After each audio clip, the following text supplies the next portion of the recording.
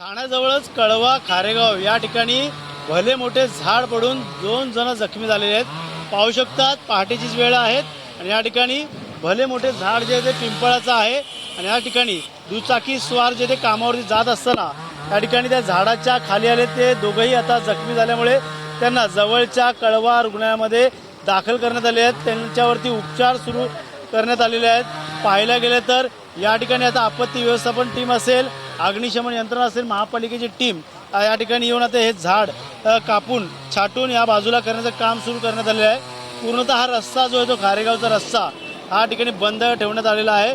पाहायला गेलं तर भले मोठे झाड आहे। या झाडाखाली पाहायला गेलं नंबर बोर्डची पाटी असेल किंवा या ठिकाणचं छत असेल, या ठिकाणी दुकान असेल, ते देखील या झाडाखाली आलेलं आहे। त्यामुळे दुचाकीचं देखील नुकसान झालं असेल, या ठिकाणी दुकानाचं नुकसान झालेलं आहे। त्याचबरोबर या ठिकाणी जे दोघे जखमी झालेले आहेत त्यांना कळवा छत्रपती शिवाजी महाराज रुग्णालय या ठिकाणी उपचारासाठी आता ठेवण्यात आलेले आहेत।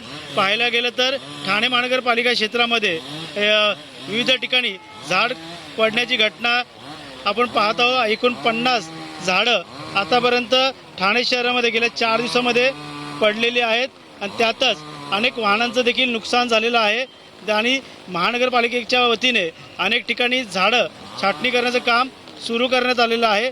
मात्र सध्या परिस्थिती पाहता ठाण्यातील खारेगाव परिसरात या ठिकाणी भले मोठे झाड पडले आहेत आणि जे दोघं जखमी झाले आहेत ते राजकुमार यादव 34 वर्ष आहे आणि दुसरे विजय पिल्ले वय 32, त्यांना गुडघ्याला आणि पायाला मोठ्या प्रमाणात मार लागलेला आहे।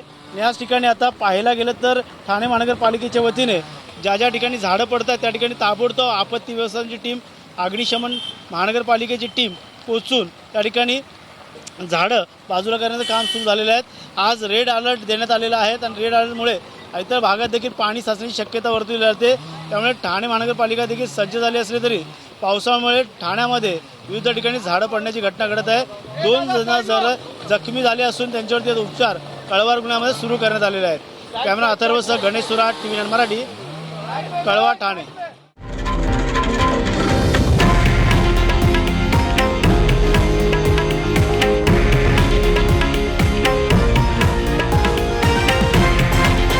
हे आहे देशातील नंबर 1 न्यूज नेटवर्क आणि आपण पाहत आहात TV9 मराठी, एकमेव।